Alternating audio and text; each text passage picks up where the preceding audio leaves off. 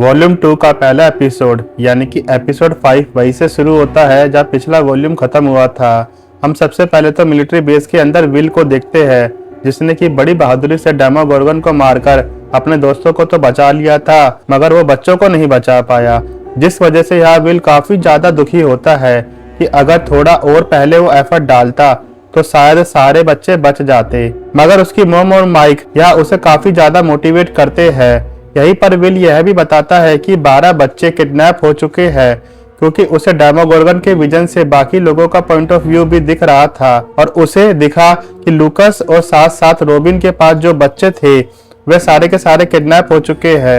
And यहीं पर हम देखते हैं सारे के सारे बच्चे वैकना के कब्जे में होते हैं एंड उन सब के मुंह में उसी तरह की पाइप्स जो वैकना ने विल के अंदर लगाई थी जब वह छोटा था वहीं पर लगाई होती है। एंड अब सारे के सारे बच्चे उसी याद में पहुंच चुके हैं वैकना की, जिसके अंदर ऑलरेडी होली होती है एंड यह होली सबसे मिलती है। यह वैकना सारे बच्चों को अपने घर में रहने देता है, उन्हें कहता है कि तुम यहाँ पर रह सकते हो, खा सकते हो, पी सकते हो, घूम सकते हो, तुम्हें जो मर्जी है करना है करो, बस अंधेरे जंगल में मत जाना। साथ ही साथ यहाँ पर वैकना यह भी कहता है कि उसे इन बच्चों की जरूरत पड़ेगी, क्योंकि अंधेरी दुनिया के मॉन्स्टर अब सब पर अटैक कर रही है, तो उसे इस दुनिया जिसे अपनी शक्ति से डिटेक्ट किया है उसे अर्थ के पास लाना पड़ेगा, ताकि सारे के सारे लोग उस दूसरी दुनिया में चले जाए। एंड इसके लिए उसे सारे बच्चों की मदद लगेगी, क्योंकि वे सारे बच्चे हेनरी के हिसाब से मेंटली बहुत स्ट्रोंग है और इसी वजह से उन्हें चुना गया है। यहीं पर हम देखते हैं होली काफी ज्यादा घबराई होती है, क्योंकि उसे ऑलरेडी हेनरी की सच्चाई पता है। एंड यह होली यह भी पूछती है कि क्या वो वापस से जाने वाला है और बच्चों को लाने के लिए। यह वो इसलिए पूछती है ताकि उसे थोड़ा टाइम मिल जाए मैक्स के साथ वहां से भागने के लिए, मगर यह हेनरी बताता है कि उसे और बच्चों को नहीं लाना, और बच्चों की जरूरत नहीं है। खैर इसके जस्ट बाद आगे हम देखते हैं अपसाइड डाउन के अंदर जो मिलिट्री बेस है वह मिलिट्री वाले 11 और होपर को ढूंढ रहे होते हैं। यहीं पर हम देखते हैं काली अभी तक वहीं पर फंसी हुई है अकेली, मगर तभी डॉक्टर के जैसे ही थोड़ा चेक करती है उन्हें पता चलता है कि असल में काली ने अपने पावर से एक इल्यूजन बनाया हुआ था। असलियत में हम देखते हैं कि 11 एंड होपर काली को लेकर वहां से भाग चुके हैं। आगे हम देखते हैं टनल के अंदर माइक, विल और विल की मॉम लूकस को ढूंढ लेते हैं, जहां वो लोग लूकस को फर्स्ट एड दे रहे होते हैं, क्योंकि डेमोगोर्गन ने उस पर अटैक किया था। साथ ही साथ में यहाँ पर माइक बताता है कि कैसे विल ने लूकस को बचाया। एंड यहीं पर इन्हें रियलाइज होता है कि विल के पास अपनी कोई पावर्स नहीं है, पर क्योंकि वो हाइव माइंड से कनेक्टेड है, इसी वजह से जब उसके आसपास कोई भी डेमोगोर्गन या फिर वैकना होता है तो वो हाइव माइंड में घुसकर उनकी ही पावर यूज कर पाता है। यहीं पर विल की मॉम विल को यह कहती है कि तुम बहुत ही ज्यादा पावरफुल हो, हम सब तुम्हें अंडर एस्टिमेट किया है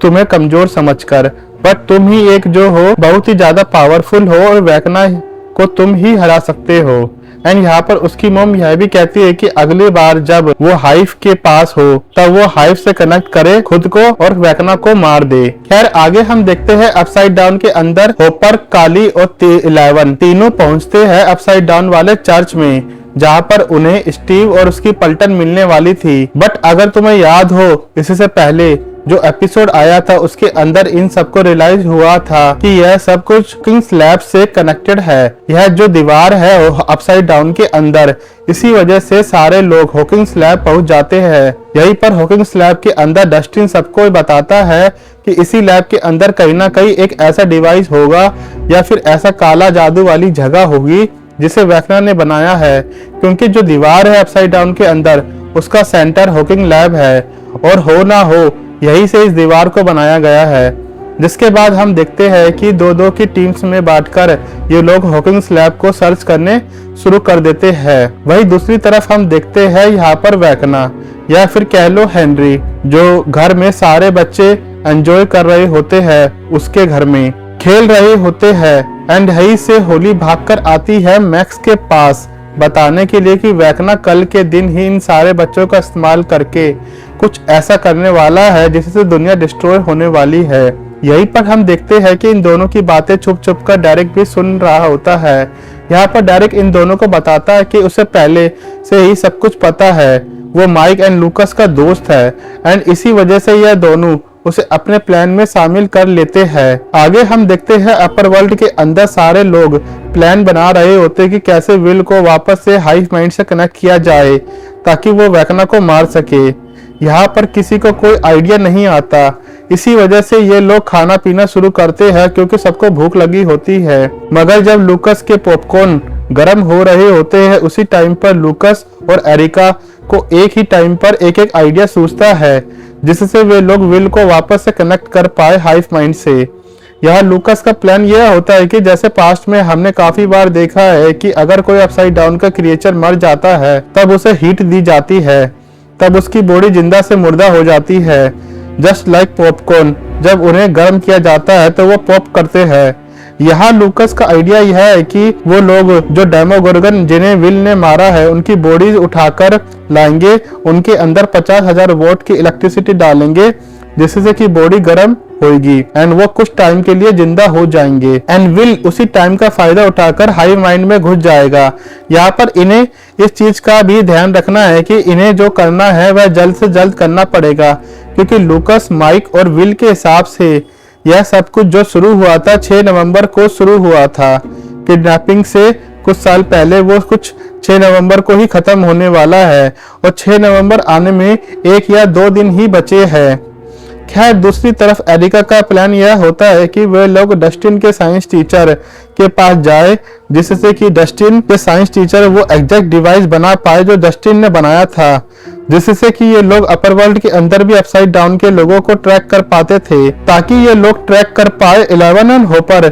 एंड बाकी लोगों को नीचे, जिसके बाद यह लोग उनकी मदद से वेकना तक पहुंच पाएंगे। क्योंकि एरिका के प्लान में काफी ज्यादा टाइम लगने वाला था इसलिए सारे लोग लूकस का ही प्लान मान लेते हैं। दूसरी तरफ हम देखते हैं अपसाइड डाउन में जब हॉकिंग्स लैब के अंदर डस्टिन और स्टीव तलाशी ले रहे होते हैं लैब की, उसी टाइम पर इन दोनों का झगड़ा हो जाता है। दूसरी तरफ नैन्सी और जोनाथन का भी ऊपर झगड़ा होने लगता है। नैन्सी और जोनाथन इस बात पर लड़ रहे होते हैं कि जोनाथन को काफी टाइम से नैन्सी को लेकर कुछ ऑफ लग रहा होता है, साथ ही वो काफी ज्यादा इनसिक्योर होता है स्टीव को लेकर एंड यहाँ नैन्सी उसे क्लियरली बोलती है कि स्टीव उसका सिर्फ एक दोस्त है और वो जैसा सोच रहा है वैसा कुछ भी नहीं है। इन दोनों की काफी तगड़ी लड़ाई होती है मगर तभी जोनाथन को एक दरवाजा दिखता है जिसके नीचे से कुछ तो पिघल कर गिर रहा होता है। दरवाजे का हैंडल भी पिघला हुआ होता है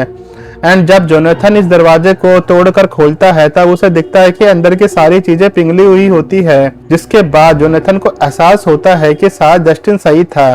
एंड सही में दीवार यही से बनाई गई है। जिसके बाद यह लोग इस जगह की तलाशी आगे लेना शुरू करते हैं। खैर आगे हम देखते हैं होपर को जो वॉकी के जरिए बाकी लोगों को ढूंढने की कोशिश कर रहा होता है। वहीं दूसरी तरफ हम अंदर काली और 11 को बातें करते हुए देखते हैं जहां पर काली बताती है कि कैसे मिलिट्री वालों ने उसे किडनैप कर लिया था एंड उन लोगों ने उसे किडनैप करके नशे में रखा था एंड वह उसका खून निकालते जा रहे थे किसी प्रोजेक्ट के लिए। काली यह भी बताती है कि उसने वहां से भागने की कोशिश करी थी जहां वो नियरली सक्सेसफुल भी हो गई थी, बट फिर कुछ ऐसा हुआ जिसकी उसे उम्मीद भी नहीं थी। दूसरी तरफ हम देखते हैं डेरिक को जो सारे बच्चों को जानबूझकर दिखा के जंगल के अंदर चला जाता है एंड हमें रियलाइज होता है कि वो actually Derrick Max and Holly के लिए ऐसा कर रहा है ताकि वेकना का ध्यान पूरी तरीके से डेरिक पर चला जाए और यह दोनों वहां से भाग सके। आगे हम देखते हैं विल एंड रॉबिन को जो रेडियो स्टेशन के पास वाले टावर पे सारी प्रिपरेशन करते हैं डेमोगोर्गन को जलाने के लिए, जहां रॉबिन विल को बताती है कि उसकी सेक्सुअलिटी अगर अलग होने वाली बात को लेकर वो पहले काफी ज्यादा अजीब फील करा करती थी, मगर पहला इंसान जो था जिसको उसने बताया इस बारे में वो था स्टीव। इस बात को सुनकर विल भी काफी ज्यादा शॉक्ड होता है, मगर रॉबिन कहती है कि स्टीव को बताने से उसमें हिम्मत आई। वो जिस लड़की को पसंद करती थी वो उसके बारे में बता सके और उसे अपनी गर्लफ्रेंड बना सके। विल भी यहाँ पर रॉबिन को थैंक करता है, उसकी वजह से विल को काफी ज्यादा हिम्मत मिली। दूसरी तरफ हम देखते हैं मैक्स और होली, यह दोनों ही होली की यादों में अब ट्रैवल करने वाली है ताकि यह लोग असल जिंदगी में पहुंच जाए। यहीं पर हम देखते हैं यह लोग एक याद से दूसरी याद जंप करना शुरू करते हैं, जहाँ सबसे पहले ये लोग पहुंचते हैं होली के घर के बेसमेंट में, जहाँ पर उन्हें हेनरी दूर से कहीं घूर रहा होता है। जिसके बाद उन्हें एक याद और मिलती है इसी याद से कनेक्टेड, जो कि होली के स्कूल के लाइब्रेरी की होती है, जहाँ पर पहली बार हेनरी उसे मिला था। दूसरी तरफ अपसाइड डाउन में हम देखते हैं स्टीव और डस्टिन की लड़ाई काफी ज्यादा बढ़ जाती है। स्टीव यहाँ पर कहता है कि एडी की मौत के बाद से ही डस्टिन ने खुद को सबसे अलग कर लिया है एंड डस्टिन की ही गलती है कि यह सब हो रहा है। साथ ही यह स्टीव यह भी बताता है कि एडी अपनी गलती की वजह से मरा था। स्टीव ने मना किया था एडी को हीरो बनने से, मगर एडी ने जानबूझकर हीरो बनने के लिए अपनी जान दे दी। इसी बात पर डस्टिन काफी ज्यादा गुस्सा हो जाता है और इन दोनों की बहुत ही तगड़ी लड़ाई हो जाती है। उनका वॉकी टॉकी भी टूट जाता है, जिसके बाद स्टीव वहां से उठकर चला जाता है डस्टिन को छोड़ के। मगर तभी डस्टिन को एक स्पेशल रूम मिलता है जहाँ पर काफी सारे डॉक्यूमेंट एंड मैप होते हैं एंड इस मैप पर भी एग्जैक्टली वही फिगर होता है जो डस्टिन ने ड्रॉ किया था एंड उसे रियलाइज हुआ था कि इस पूरी दीवार का सेंटर और कोई जगह नहीं बल्कि हॉकिंग्स लैब है। दूसरी तरफ हमें देखने को मिलती है नैन्सी और जोनाथन इन्वेस्टिगेट करते हैं और ऊपर पहुंच चुके हैं हॉकिंग्स लैब में, जहां उन्हें गले हुए सोल्जर्स भी मिलते हैं एंड उन्हें रियलाइज हो जाता है कि फॉर श्योर यह वेकना का ही काम है एंड आगे वे लोग टेरेस की तरह बढ़ जाते हैं। उसी टाइम पर हम वापस से देखते हैं काली को, जो अपनी स्टोरी सुना रही होती है, जहां वो बताती है कि जब वो हॉकिंग्स लैब से भाग रही थी तब उसने गलत टर्न ले लिया था एंड एक गलत रूम में घुस गई थी, जहां वह देखती है कई सारी प्रेग्नेंट औरतों को जिनको काली का ब्लड चढ़ाया जा रहा है। यहाँ पर रिवील होता है कि डॉक्टर के एंड मिलिट्री वाले काली का ब्लड एक्सट्रैक्ट करके काली जैसे ही और बच्चे पैदा करना चाह रहे थे, ठीक उसी तरह जिस तरह पास्ट में हॉकिंग्स लैब के अंदर हेनरी का ब्लड यूज करके काली एंड 11 जैसे बच्चों को बनाया गया था। खैर यही दूसरी तरफ हम देखते हैं डेरिक को वेकना पकड़ लेता है एंड उसे वेकना धमकी देता है कि अगर उसने सच सच नहीं बताया कि वह जंगल में क्यों आया तो वह उसकी फैमिली को मार देगा एंड उसके विजुअल्स भी दिखाता है वो। दूसरी तरफ हम देखते हैं होली और मैक्स को, जो एक याद से दूसरी याद जंप करते करते पहुंच जाते हैं होली की फाइनल याद में, जिस रात डेमोगोर्गन अटैक करता है होली और उसकी फैमिली पर। वही दूसरी तरफ बाकी पलटन डेमोगोर्गन को रेडियो टावर के नीचे वाले कमरे की छत पर चढ़ाते हैं, उसके अंदर 2 कीले ठोकते हैं, उसमें तार कनेक्ट करते हैं एंड जिसके बाद हम देखते हैं वे लोग करंट देना शुरू करते हैं एंड यहाँ विल का हाई माइंड भी कनेक्ट हो जाता है डेमोगोर्गन के थ्रू वेकना से, मगर वो वेकना से स्विच करके पहुंच जाता है डेरिक के पीओवी में, जहाँ हम देखते हैं कि डेरिक बताता है कि सारे बच्चों को मिस्टर वॉटशिट ढूंढने गया है होली को, क्योंकि होली भाग चुकी है एंड यहाँ विल सबको बता देता है कि एक्चुअली होली जिंदा है एंड यहाँ विल यह भी बताता है कि सबको मैक्स होली के साथ है और वेकना उन्हें ढूंढ रहा है। यही हम देखते हैं इसी आखिरी याद के जस्ट बाद इन लोगों को दिखती है आजादी, जहां से यह लोग बेसिकली बाहर निकल सकते हैं इन यादों से और पहुंच सकते हैं रियल लाइफ में। मगर तभी वहां पर आ जाता है हेनरी, या फिर कह लो वेकना। हेनरी अपना अवतार चेंज करके वेकना बनता है और वह इन दोनों पर अटैक कर देता है, जहां वो सबसे पहले मैक्स की गुद्दी पकड़ता है एंड वह उसे मार ही रहा होता है। मैक्स ऑलमोस्ट मर चुकी होती है रियल लाइफ में भी, मगर तभी अचानक से हम देखते हैं कि वेकना की ग्रिप लूज होने लगती है एंड तभी हमें देखने को मिलता है कि हाइव माइंड के थ्रू विल वेकना से कनेक्ट हो चुका है। विल सबसे पहले तो मैक्स को छुड़वाता है वेकना के हाथ से और एक उसका पैर भी तोड़ देता है, जिसके बाद विल हाइव माइंड के वेकना के मुंह से बोल रहा होता है कि मैक्स को कि अगर तुम मुझे सुन सकती हो तो यहाँ से भागो। जिसके बाद होली और मैक्स दोनों वहां से भागने लगते हैं, मगर तभी हम देखते हैं हाइव माइंड के अंदर विल और वेकना की फाइट होने लगती है एंड वेकना सक्सेसफुली विल को अपने हाइव माइंड से बाहर फेंक देता है।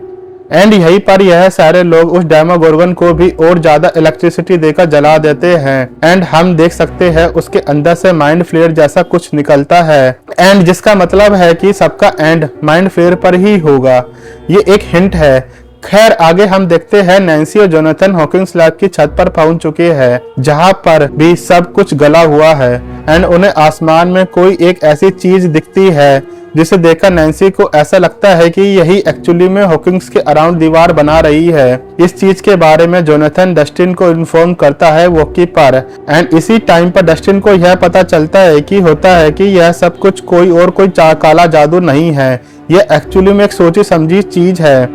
एंड अभी तक इसको एक्सप्लेन तो नहीं किया गया है बट मुझे ऐसा लग रहा है कि यह कोई डिवाइस है या फिर कोई ऐसे किसी तरीके का एटम है वेकना से पहले से सेटअप कर रखा है। इस चीज के बारे में डस्टिन उन दोनों को वॉकी पर इन्फॉर्म करने की कोशिश कर रहा होता है कि उसको बिल्कुल भी टच मत करना वरना सारे लोग चाहे वो अपर वर्ल्ड के अंदर हो चाहे वो अपसाइड डाउन के अंदर हो सबके सब मारे जाएंगे, होली भी मारी जाएगी, सब मर जाएंगे। मगर स्टीव के साथ फाइट में उसका वॉकी टूट जाता है, इस वजह से वह इन्फॉर्म नहीं कर पा रहा होता इन दोनों को एंड नैन्सी डिसाइड करती है इस आसमान वाली चीज को शूट करने की। वह गन लोड करती है एंड वह फायर कर देती है। इसी के साथ एपिसोड 5 यहीं पर खत्म होता है। आगे की स्टोरी हम देखेंगे पार्ट 6 में।